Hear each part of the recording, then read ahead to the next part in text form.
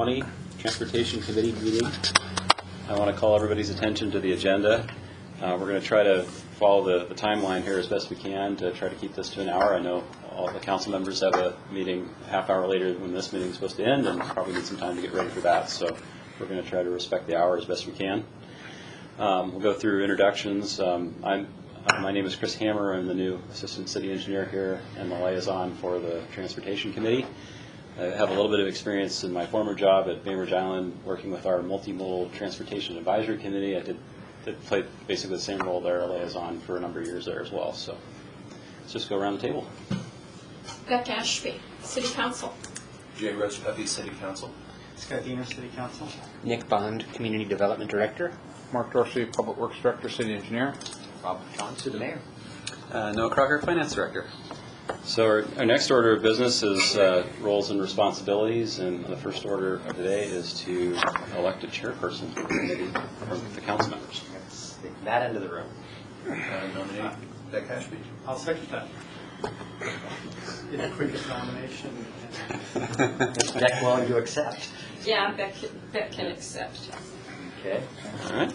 All in favor? We don't need to vote. You three. I know that. All in favor? Aye. Aye. I'll abstain. Majority. We'll let you, but it doesn't matter. Okay. All right. So a little bit about how we're going to be organized. I'll have to work with Beck to put up together the agenda. I'm here to support you with agenda and minutes. And I guess let me intervene on that. So the city we kind of have two different processes that we utilize, and we can use either one. Utility Committee, for example, that the chair has basically authorized me as staff to just set the agendas and do the things. Other committees actually, I think land use, whether it's Scott, where you actually are setting the agenda working with Carrie. So I think Chris is going to follow the latter. I'm happy to step up and make your life easier, however you'd like to go about it. Of course, I think the code, it's at the discretion of the chairperson. So. Right. Yeah. And we'll probably use a combination of both. Yeah. I'm also here to gather if you want to send me emails ahead of the meeting or certain information you'd like to have at the meeting. I'm available to try to track that down for you. And we should probably decide on how soon would you like to have the agendas prepared? Would you like to be able to review those ahead of time before the meetings? And if so, is there a deadline we want to have or have it finalized? And Can I ask a question about that? We're looking at quarterly meetings? a monthly meeting, Monthly, okay. Yeah, let's set Tuesday of let's- each month. let's set the time. So the third Tuesday works for some of us. Does it work for everyone? So this time slot ahead of a council meeting. Right. This is the fourth Tuesday. This is the fourth Tuesday. Okay, so be ahead of the Work study. Work study then as well. Correct. When is...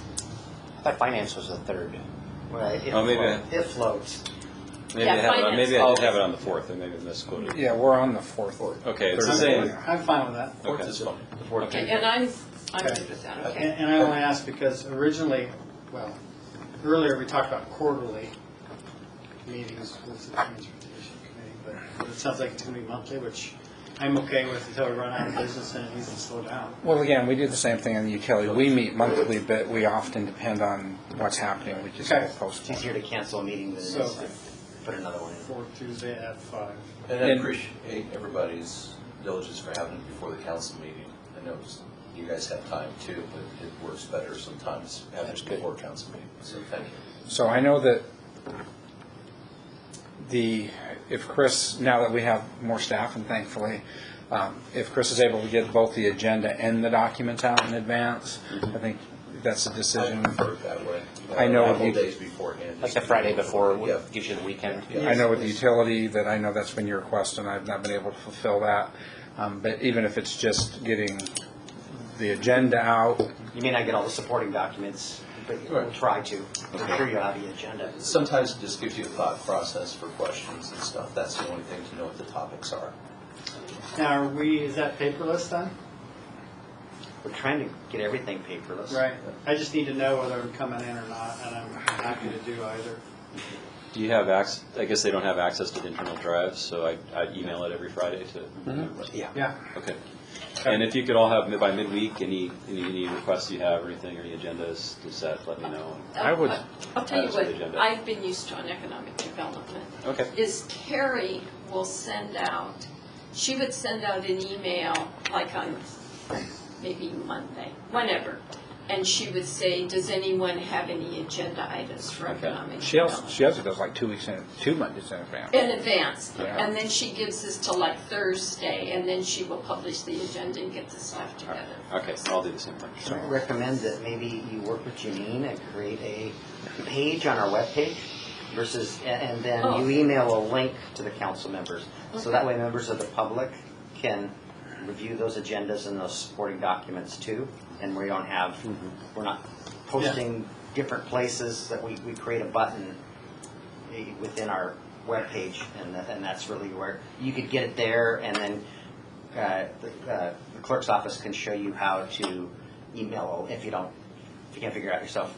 Okay. All Email- right, that's the email- process we have, so I can just jump on the bandwagon. and- Right, and you Okay. just email that link. That's how we do the city council package. That'd be good. And then they open up their email, click on the link, it jumps it to that spot on the webpage, and they can download that. So I'm sending out an email sometime before Friday, probably early to midweek, and then when it's all done, it just gets posted. You can find it on the site.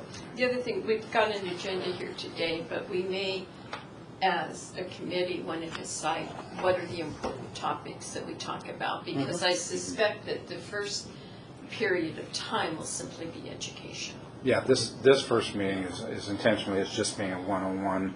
Right. There are specifically no topics. And if we have time at the end of the meeting, I've got it set up for us to Other talk than about the one, agenda for next. Okay, perfect. Oh, cool. Perfect. All right, well, let's go with the next, if we're done with that conversation, let's move on to the introduction of movie, and I'll kick off our educational piece here that we have. We'll see if this works. I'll get out of the way. Put our minds in the framework of transportation.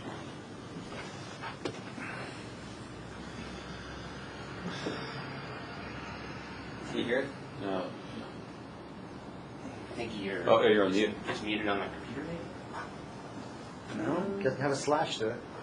No, on the computer. Oh, our sewer, water, stormwater, electric, Literally and water. cable utilities. And when a street is built over a waterway, it, oh, Okay.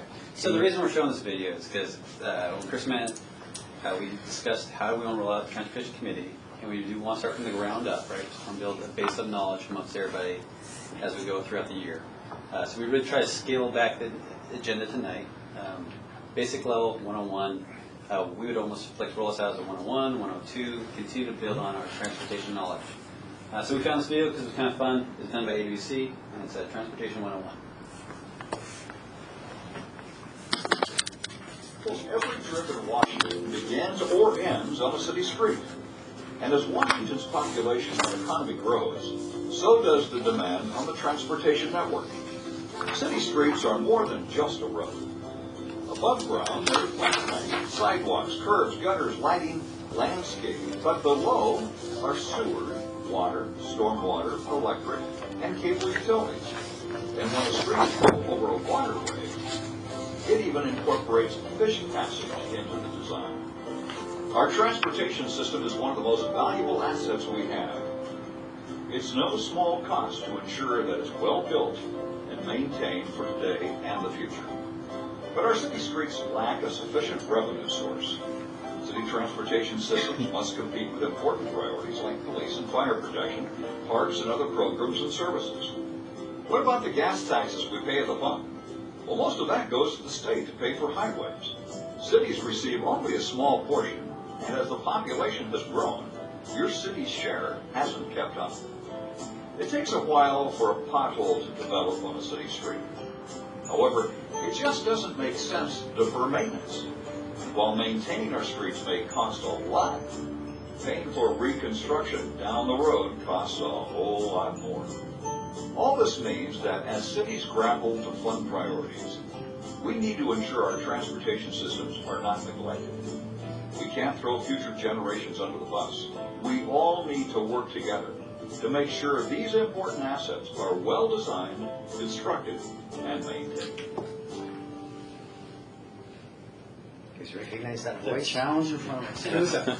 Yeah, I believe his name's Glenn Johnson, Oh, Mayor yeah. Pullman, and he is the voice of the Cougars. That felt like a 100 level class. Like 101, yeah. So the Oh, next, it's 190.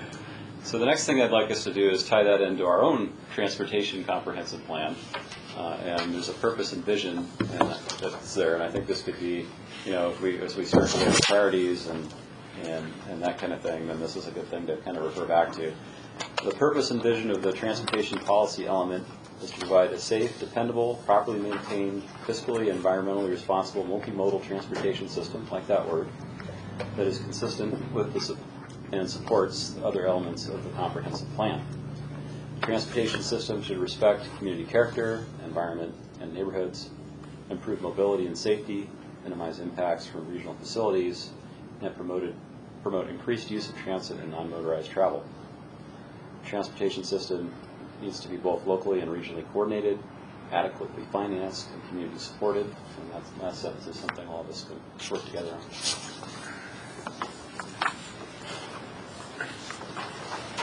The next handout I have for you is kind of get us thinking in terms of, we talked about pothole filling in the video, but get us thinking in terms of what is the business of the city in transportation.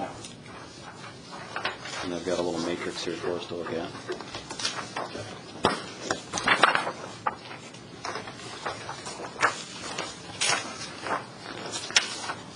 So the world of transportation here, we have kind of the things we do at the top.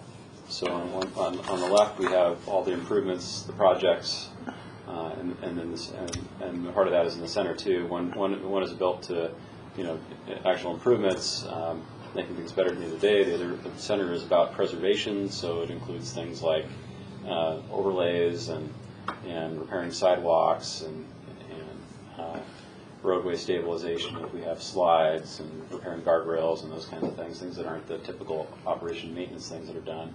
And then on the right is the type of things that our public works people do every day, filling potholes, talked about vegetation control, things of that nature. And this is all supported by the things at the bottom, which are our comprehensive planning, which we touched on just a minute ago.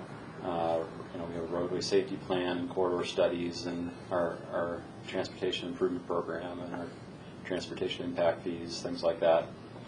And then all the kind of things that are built more around asset management, like pavement management, ADA transition plans, and bridge and culvert inspections.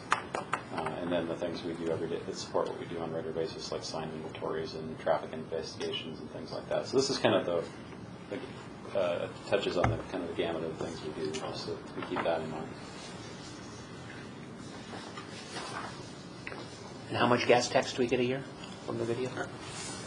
Not much. The video showed that we got about 30% or 20%, but I think it's like 2%.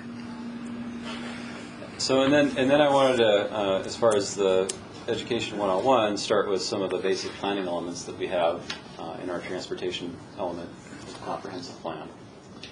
And this is our street network that we have, and it's broken out into different classifications of streets. You start with the interstate highway, divided highway system, and then we get down into the principal arterials, which in our city are two of them are the state highways, 166 and 160, and then the other one is the city road, arterial road of Bethel Road. And then we break it down into minor arterials and collectors. And all the roads that aren't shown within the city that you can kind of see in the faint background are the local access streets. So this is kind of how the hierarchy of streets works, where you drive from your house and eventually you find your way to the freeway if you're traveling regionally, and if you're traveling within the city, you end up on an arterial street to get there most efficiently. And funding sources beyond what's on this page get extremely, are basically local only. Yeah, unless you're a federally classified for federal grant, you can't roadway with collector or hire. You can't bring in federal funding for it. So a large portion of it does fall on the city's shoulders to fund. when would something like Old Clifton elevate from a collector to a minor arterial? Is there a usage that?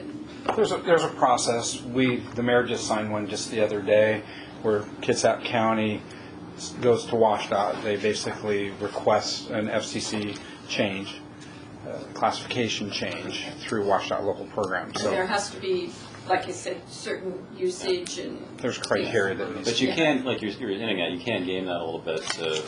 If you can set up your federally classified roadways, you're limited in the lane miles of each category you can have and percentages, but you can shift that around if it's justified a little bit to have more roads eligible or different roads eligible for federal funding. Right. So these have been the classifications since I've been here. Right. And so at some point, we may look at, are these the adequate classification?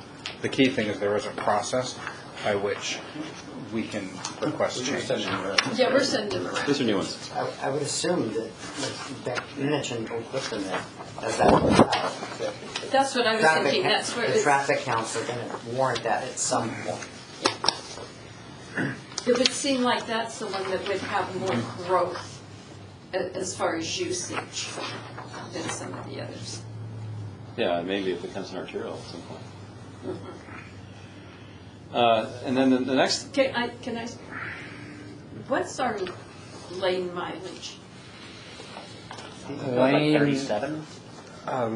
Lane miles, not road center line, because they're Whatever, double. whichever. I thought our center line was 50. Oh, is it? I thought it was 40 to 50 center line miles. So road miles double. yeah, I hadn't looked at that. We can confirm that. I thought it was 37, is what stuck out of my head from before. But Well, if let's say if it's 40, but those were center line miles, yes, not lane so miles. double for lane miles. Yeah. It's 40 and It's less than Yeah. 50. We'll touch on that more when we talk about the pavement management system. Okay. And the next handout is just looking to the future. We have to mitigate the Growth Management Act requires that we look at level of service and growth and develop mitigation plan for how we accommodate the growth, and that's what this table is all about here, or this figure is all about, which is in our transportation element. So these are the things where we are seeing level of service issues in the future that we would want to address, are shown in green. A lot of those are, again, around our kind of our arterial or secondary arterial corridors that we have, and it looks like Old Clifton is one of those. So what are the dots signifying? Those are intersections, I believe. Right. Intersections. Those are Likely nodes. they're roundabouts. That's what I thought, and so my question was, I thought in our Bethel corridor that there were more that were located as potential. We have 7. Yeah, that's what I was wondering. yeah, you're right. I think Salmonberry is one of the ones that is failing, and it's not on here. Yeah, Right. those aren't necessarily, those are just intersection. Right. but Identified I thought there was more on there, on that road. That's all. Yeah. I just. And we have, as I just developed the local roadway safety plan, we're finding that the almost half the accidents we have are along that stretch of Bethel there, and so there's other reasons too. We might want to put roundabouts in and have medians and those kinds of things as to, from a safety standpoint.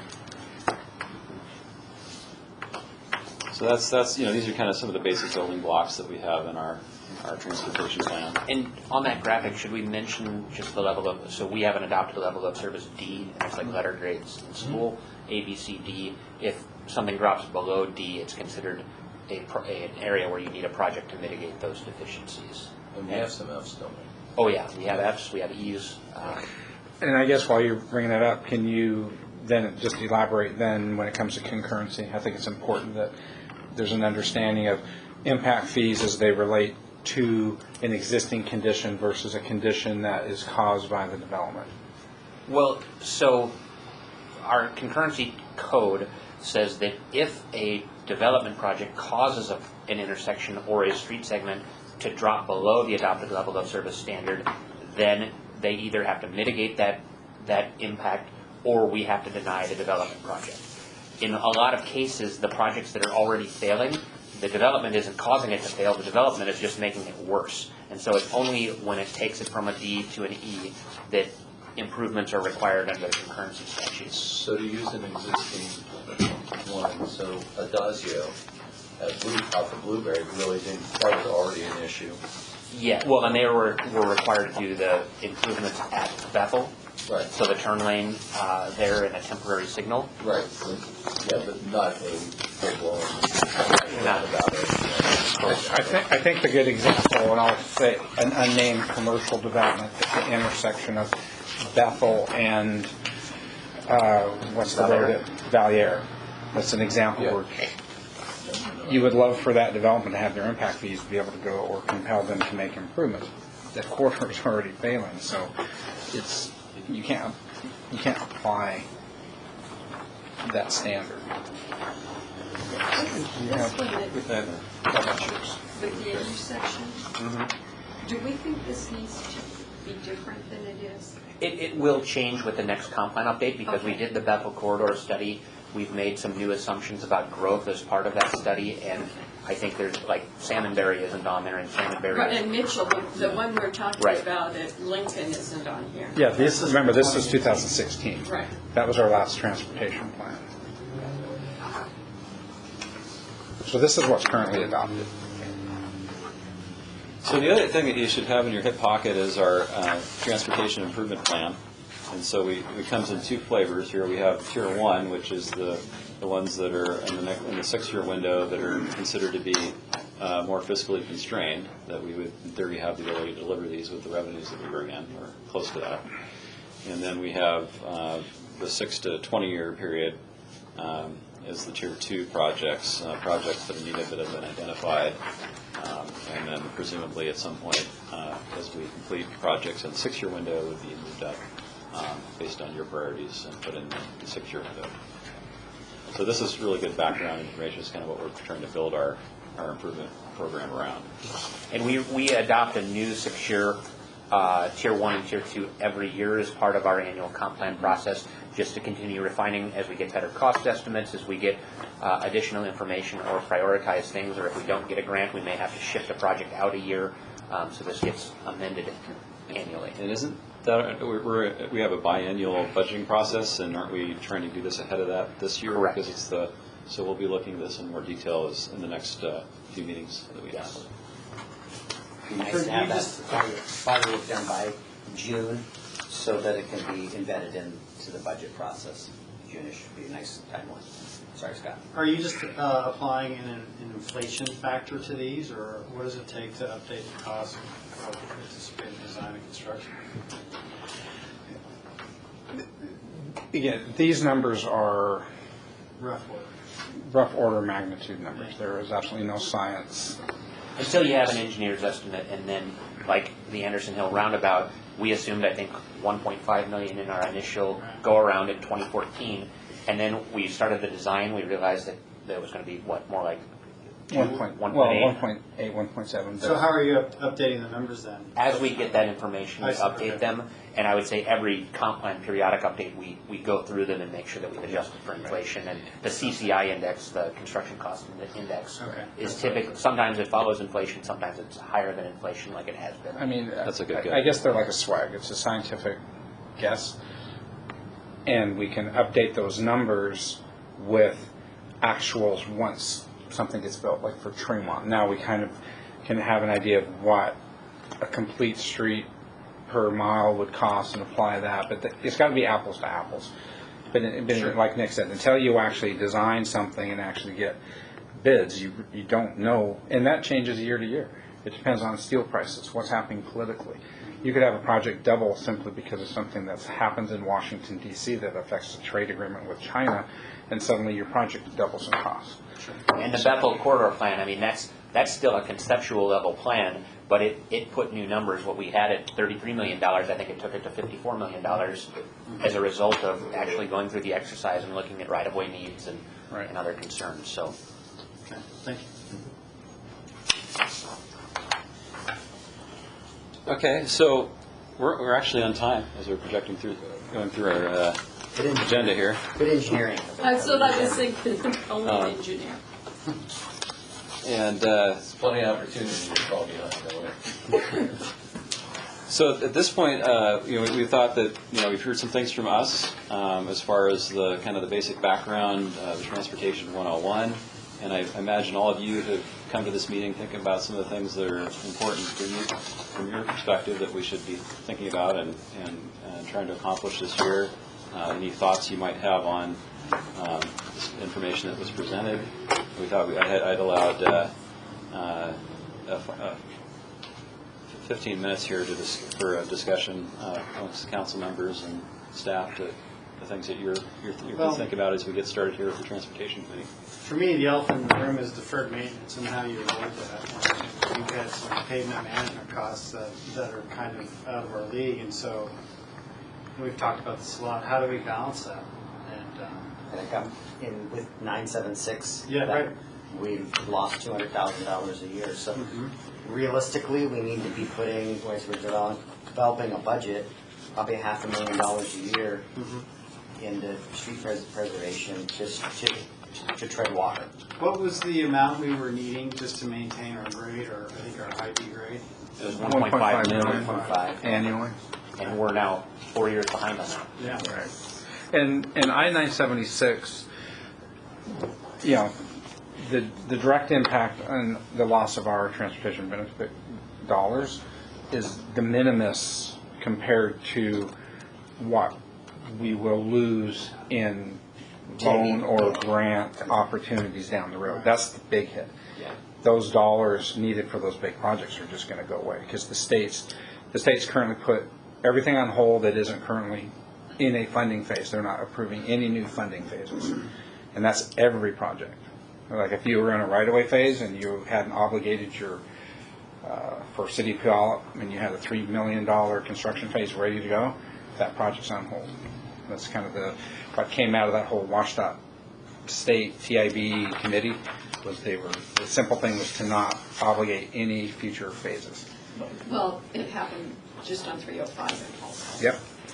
So what, on the positive side, we've committed to paving Lippert this year, and provided the bids come in sufficient, we have money.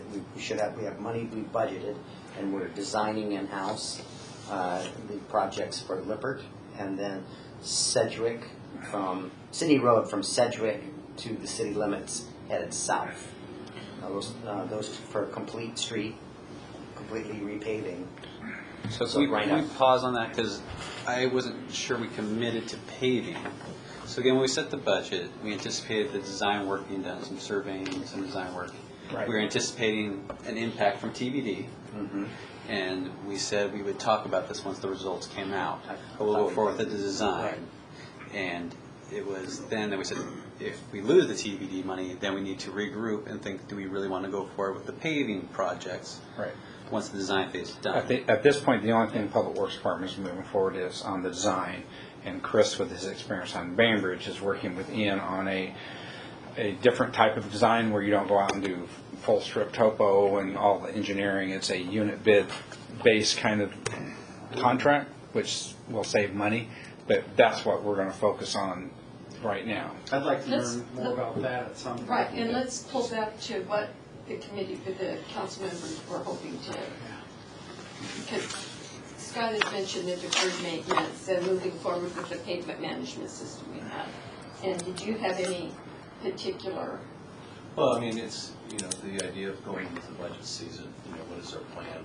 What assets are there? Even when we respond to constituents in the area, up on, what is it? Old Sydney. City South. Yeah, City South. I'm sorry, there's no funding, is pretty much what it comes down to on that. But those type of objects to where we have desires, and we identify those desires, we know we can't fund them, but, we're upfront about it. Does that make sense? two of my issues. One is I would like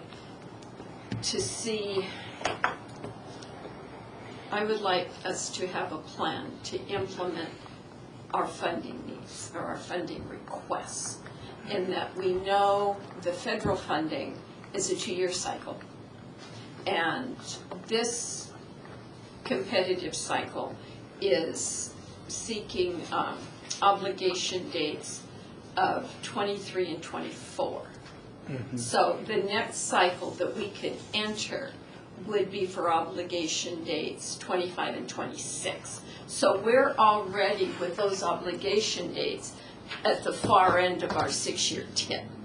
So one of my goals is for us to know strategically when we're going to ask for what money and be prepared, whether it's TIB or whether it's federal dollars, to have an idea of how we're going to actually fund these things. Because I believe on our constraint plan, the TIP, the 6-year TIP, these are supposed to be reasonably funded.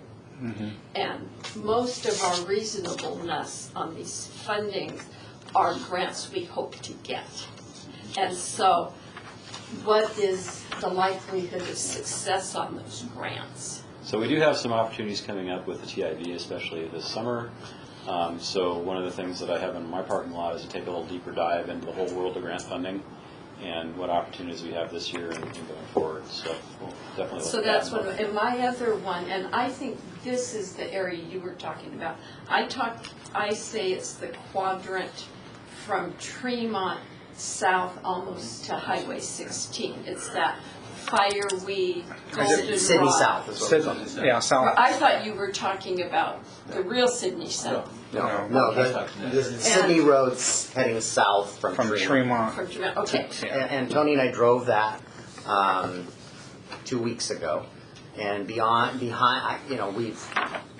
can't do a complete overlay of that area because we lack stormwater improvements and sidewalks out there. But we can just so we've got some teed up some complete overlays, and then we'll do hopefully Mill in and the next budget cycle we'll program dollars from these mill and fills and some of it's going to be half street because it's in such for sections, and others are just virtually every intersection on that corridor, just like we did at the top of Lippert and Sydney. We did at the intersection. So I think that section of roadway definitely needs some attention. Right, it needs attention, but that community also, I would like to see us figure out what the whole thing would cost if we put in the stormwater and the sidewalks. A couple of clarifications. So one is on the regional constrained clarification. Yes, it's projects that either have obligated phases are on this list, projects that we have impact fees identified. So for Anderson, Clifton, we've already got some funding, and then grants. So it isn't, and city money that we have sitting. So that's the regionally constrained. On the unconstrained, that truly is just kind of a wish list at this point. The second piece is on Sydney South. We are currently working in-house on developing the watershed, the catchment watershed, so that we can identify. We're going to do a number. In essence, we're going to look at it as a ULID, Utility Local Improvement District. So we can look at what is a catchment area, how many streets can we cover with this potential purchase of this land for regional storm drainage. That allows us to put in pedestrianized improvements. Because once you pedestrianize Kruger Winter Sidewalk, then you have storm collection and conveyance. From that, we'll be able to build a complete street, because we also know that we have water and sewer upgrade needs in the area. And really, I think we're going to approach it we're not saying we're going to do an LID, but systematically, we'll approach it as a ULID. And I think what my goal Can I is, just clarify that? So you're stopping short of asking the landowners to pay for that? What we're going to do is we'll be able to identify the complete area benefited by the project, come up with the complete cost, Right.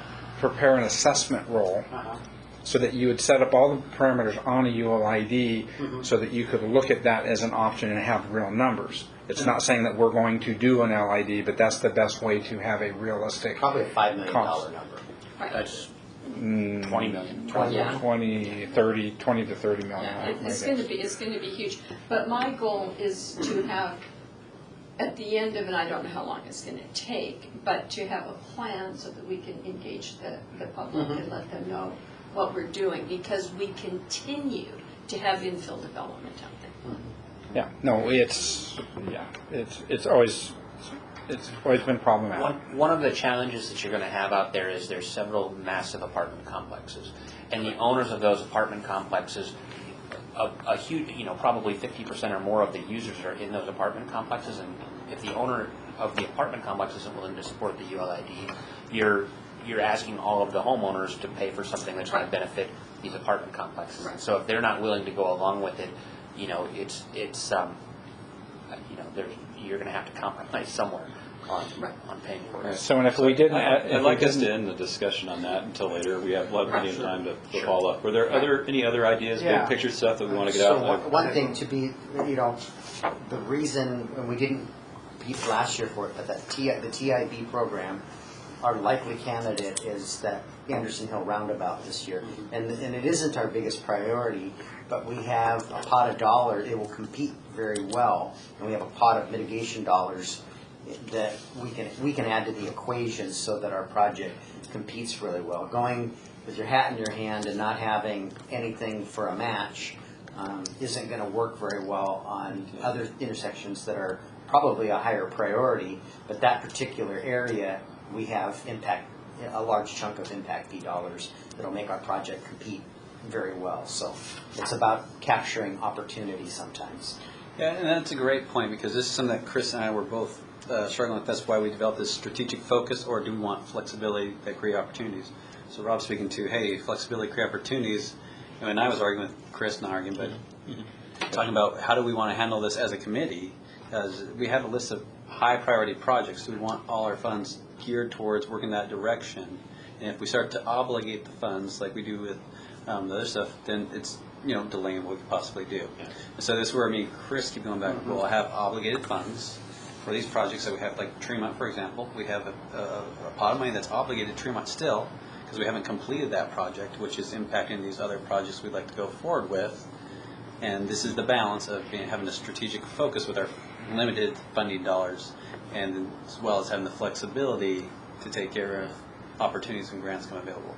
Yeah, and as far as opportunities, unfortunately, we'd love to lay out our system and say, hey, this is our highest priority and this is our highest priority, but sometimes, we're highly dependent on leveraging with grant funds, and sometimes those aren't the most competitive projects. So there's a little bit of a balance to be had, and it's really important that all the council members understand what those trade-offs are. So we may want to go for a project that is maybe not our highest priority, but it's something that we can actually accomplish. So we'll have to tailor funding to, again, Bethel Corridor Phase 1 is our first phase, but if there's something in the fourth phase that is a better match for a particular program, we'll go after that funding.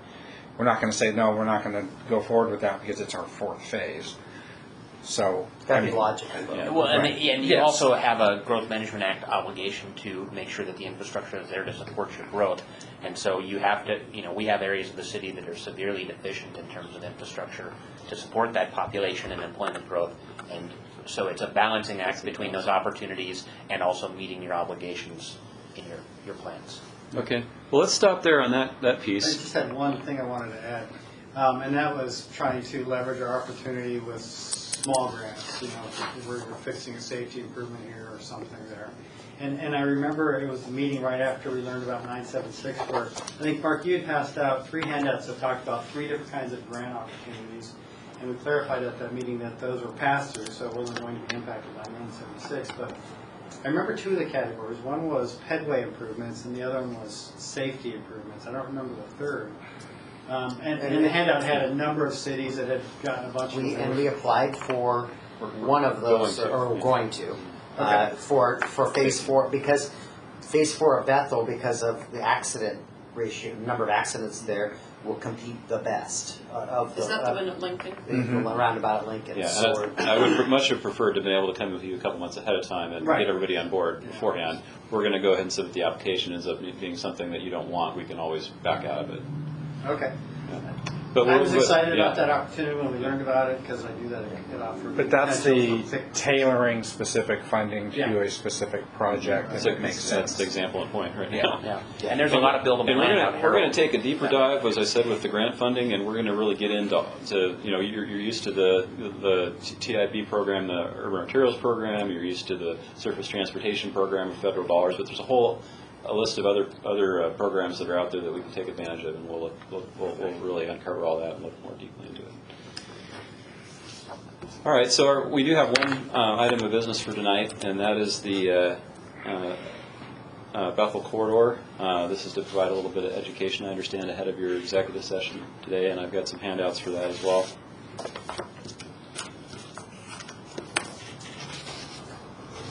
So we're just going to provide you guys some information ahead of tonight's meeting, and we plan to engage the full council on based on your guys' recommendation, whether we proceed or not, about to gather a strategy on how to. That's why I'm trying to say this. It's not to talk about. Here, Okay. this is just. Yeah, Yeah, we're okay. It's Yeah. not. It's not. it's informational. It's not. We're fine. Okay. How we. This is what I was talking about, Chris. Exactly. Okay. Not this is the county's values. Right. All right. Yeah. So I mean, you can see there's a number of parcels here, and they total up by the county's appraisal about $1.4 million. We could cobble. Nolan and I were talking earlier today. We could scrape together all of our REIT money and our impact fee dollars and come up with about $1.2 million. If we did that, and and all we're looking at is a high level, whether we should, this committee wants to pursue that or not. If we do that, we were planning on later this year, for sure next year, going out and getting the design done for phase 1 of Bethel. Okay? If we make a course correction here and acquire real estate, that will delay that design at least 2 years, depending on the economy. REIT dollars are coming in and impact fee dollars are coming in because of the economy very well, but that could stop at any time, depending on the cycles of the economy. So in that scenario, does Kitsap proceed to go out to the public? we're going to talk about strategies for if we want to proceed in an executive session tonight. That's not how we would pursue these parcels is our executive session tonight. It's just at a high level, is this a bigger priority than designing? Okay. Is the discussion. What this has done is, Chris and I have looked at the Bethel corridor conceptual plan, looked at the county parcels, and made a yes/no decision on would we recommend meeting those parcels for a future project. And we've got comments here on each one of them. So the ones that are the no are the two at the bottom. They're really along the county road system. Pretty much all the ones along. And the list on Bethel this and the city. memorandum doesn't include those, correct? Right, Correct. right. So that 1.415 Excludes million these excludes those two parcels. parcels that are out of the city limits. The only unknown we have at this point in time is this parcel right here at Salmonberry. We don't really need the whole parcel, and so we're going to go back and see if we can negotiate something to reduce that number down a little bit. Now, keep in mind that that's only a $290,000 parcel. That's not a discussion we want to have right now. Okay, but potentially it could be lower if we're successful. We can't count on that. We won't know that for a while. No, and I Right. don't believe we would be. Yeah. Okay. So, it's kind of a chicken and egg, what comes first, right? That's what I'm hearing is. It's It's kind of an opportunity Right. that we need to jump on. We don't want to create a situation where we're going back and potentially buying these in the future at a higher price. Right, and that's what I would assume, even though it delays planning, it may be a better opportunity, a better financial opportunity to do this now instead of later. That's right. Now, one important thing that I guess we haven't mentioned yet is we had a meeting with Kitsap County. they met with FHWA, where previously WashDOT local programs right away had said we had to go back and correct the county's procurement process. The new opinion with FHWA has been they're fine. We won't have any advanced purchase and third-party issues, that we can go ahead and purchase these and use them for our project. So that's a 180-degree change from what WashDOT was saying before. So I want to talk a little bit about the world of right-of-way acquisition. Yeah. So this is a really good thing. I mean, other than what, it'd be really nice if Kitsap County just gave us the property, but that's not how it works because now we're a different jurisdiction. But this would be the easiest way to acquire right-of-way that you can imagine. If not, we end up hiring consultants. It takes a lot of time, a lot of money. We don't have a lot of certainty, so we spin our wheels a lot, and we continue to, increase the bills. So, if we put this off and other people buy these parcels, and then we have to go back and buy pieces of them or the whole thing again, that's just going to make it more costly in the long run. So that's a big consideration. It's too simplistic to say once we own these parcels, acquire what we need, and we can sell the remaining part of the parcels. Potentially, yeah. And the one I mentioned specifically, yeah. Once again, though, we don't have enough. Even if we scraped all our pennies together, we don't have enough. We'd have to be somewhat strategic about this. I think, well, that's for a later discussion. Some funding opportunities we might have with the county, That's probably not an option either. That's a going to court. Yeah, it's really. This is really we're looking for a policy decision or a recommendation. I would support purchasing them. At the expense of delay. At the expense of delaying the design work. Because, the design work, we can get that done. But what is the next opportunity to get funding as a result of that design work? So we're missing the opportunity for federal funding this time. The next time we can ask is 2 years from now. So is that the cycle we're missing? Or, Well, we're I not don't know, going to want. So, I guess to add to your query, we know that we don't want to federalize a phase too soon. So we would Correct. never federalize a design phase. Right away. Right, and so if we can get these properties and we don't have advanced if we have purchase the right of way, issues- that's a benefit to us. Right, because remember, Only some of it. well, your funding also, you can do PE plus one. Correct. If we don't have a right-of-way phase, we can do design plus construction Right. for phase one as a package. So the bigger benefit to me of getting this, other than dealing with headaches with right-of-way acquisition and following the Federal Relocation Act, the biggest benefit of buying these properties and delaying the design is the PE plus one policy. Because we know we're never going to build Bethel like Tremont as a single That's project. one, correct. We take phase one, if the right-of-way is acquired, and we have everything that we need for the strips and for the regional storm facilities, we have the ability to then package a singular project, PE plus one, that might even compete regionally. Correct. Okay. So there are, Well, that's what I need to do. right, you have to do it strategically, and you have to, so Yeah, you can only ask for 2 phases for federal money. You cannot the ask for 3. opportunity to pick up a significant amount of the right-of-way makes sense to me. Now, I don't know how Noah's gonna write the check, but, Well, that's why we had a conversation earlier today. Right. What the limits to that are, and we've got another 500,000 that's sitting in Tremont. That likely will get most or all or most of that back at the end of the year, but we've got to hold that. Right. Until we close. Till we close out, and we can't start that closeout process until the PSIP process of the landscape. So September 1st is the soonest the TIB is going to start that process. some of that REIT money, we already have obligated for other things. Not this. We're good, but we do have a pedestrian pathway we're gonna construct, that we're gonna have costs. So we don't have it pledged, but we know there's things out there in the horizon, like we're gonna need dollars. We know we're short on the right of way. I'm not sure this fits into this discussion, so feel free to shut it down.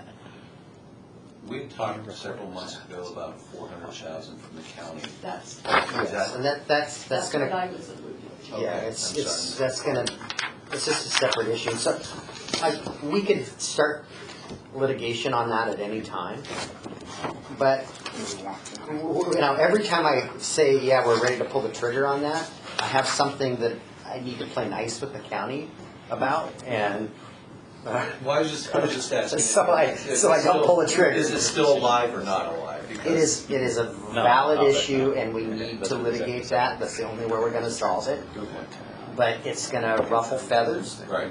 and I think we're okay with this. we, just need to like I get said, the every time I update on the start agenda. to have that conversation and we're ready to move forward.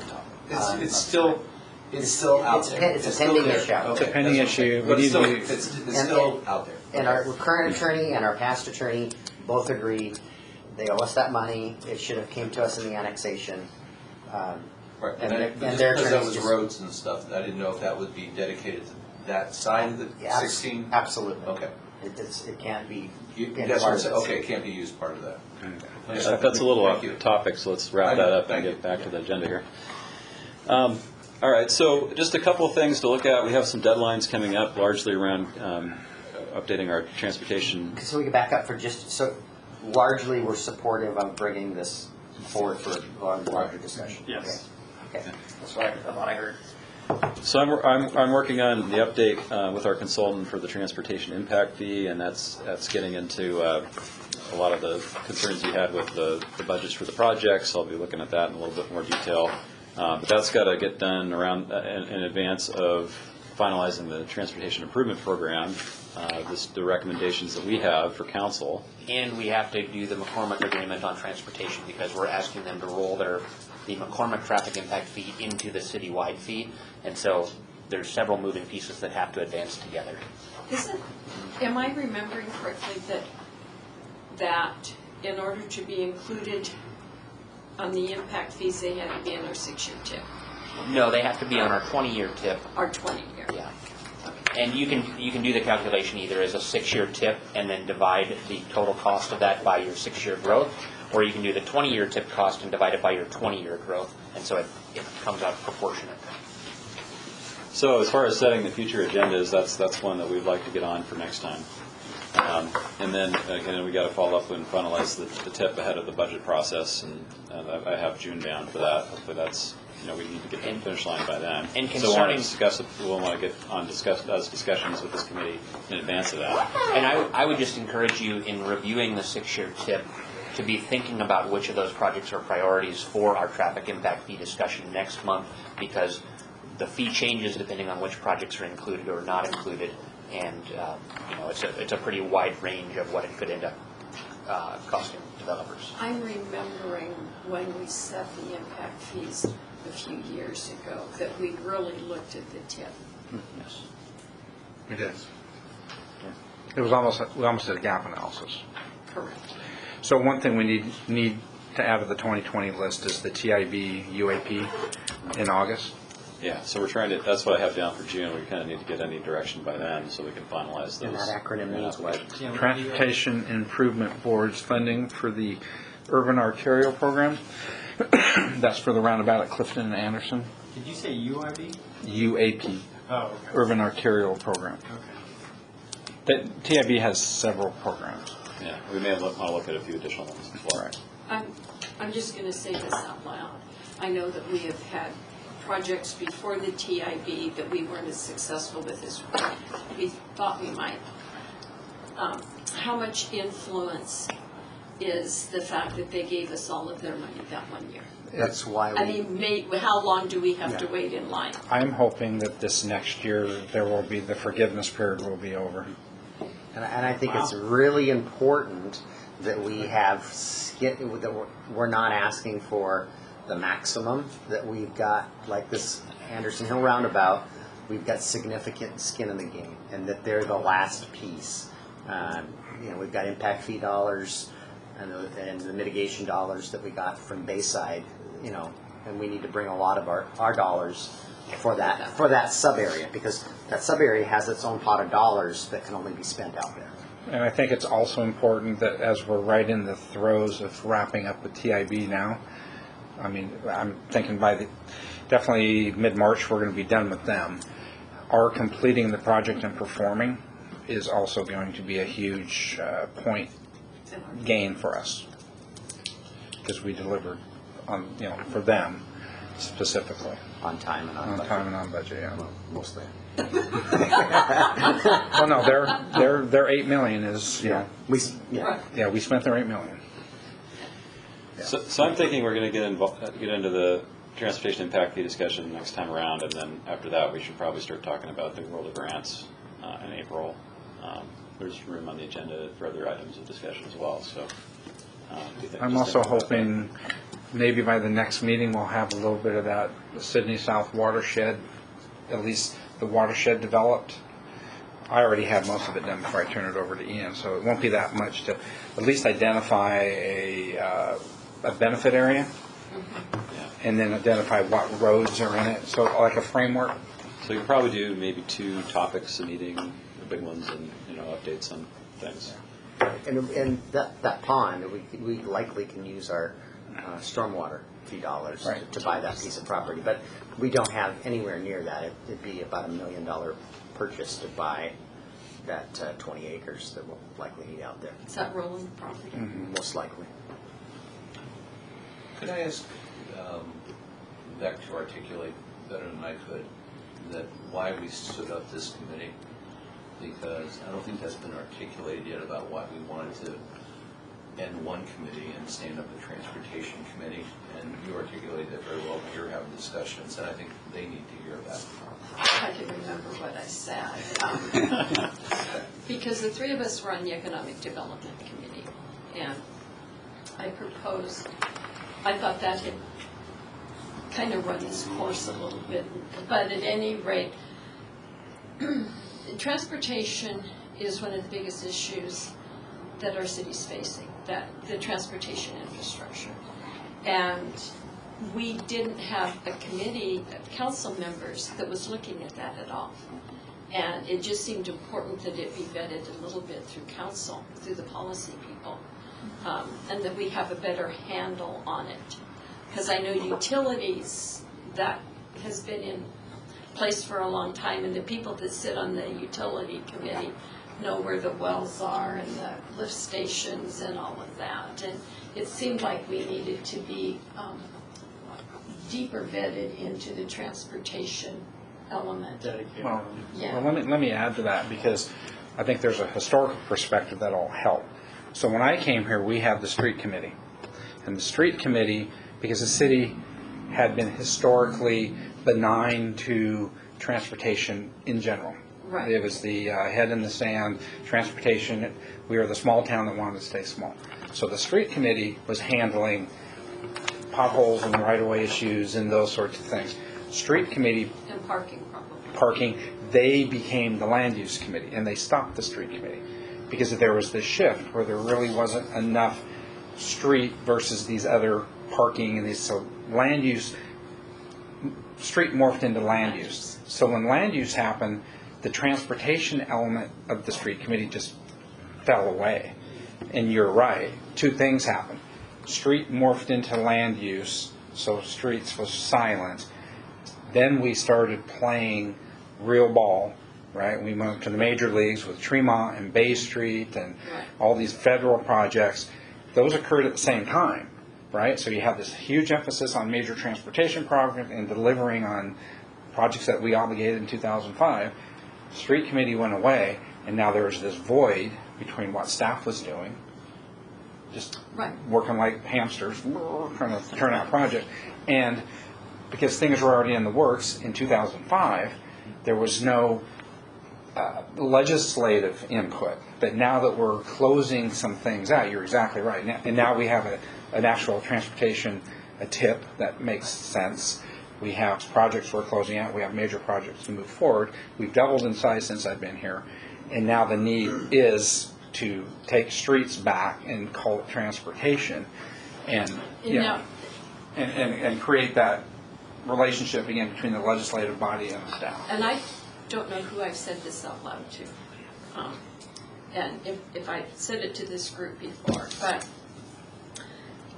Secretary Millar is moving forward with formalizing, or he's moving towards an implementation of considering all of our transportation as a system, the transportation system, which makes sense to everyone. We've even used that term today. It's a transportation system. And currently, that transportation system is projects get completed that are legislatively directed. Right, that are legislatively directed. And the city of Port Orchard very actively works towards that legislative agenda. And we pay a lobbyist to do that. But that's how they get increases in gas tax or whatever. They put together this package. It's politically driven. It's all legislatively directed. It's all politically driven. And if you were running a business and had a plan for your business, you know, you have this system, but you don't get to direct where the money is going and what projects you're completing, it's really hard to manage that system. So Secretary Millar would really like the RPTOs and the MPOs to be very diligent and precise in their tips and their regional transportation plans, and develop the investment transportation system through that process and move it from the legislature. Okay, so he is he's got two committee going right now. The highway plan something, and that's a midterm or a near-term action that will be completed by 21, 22. He's also started his investment strategy committee, and this investment strategy committee, all of the RPOs and MPOs will be invited to attend it, and they're going to start with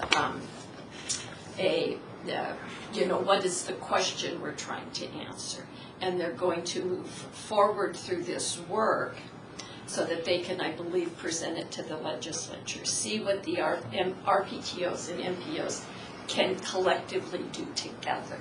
And he wants that work completed by 2024. So I don't know if he will be successful. I know that there are representatives and senators that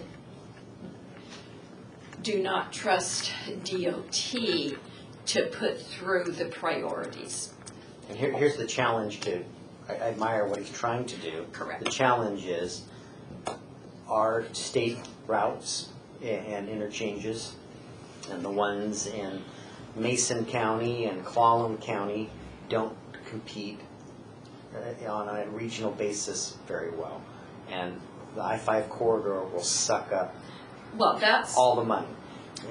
Or 405. That's why all of these MPOs and RPTOs have to work together. And I spent my morning listening to them talk about how each one is diverse and each one is different, yada, yada, yada. But this is moving forward.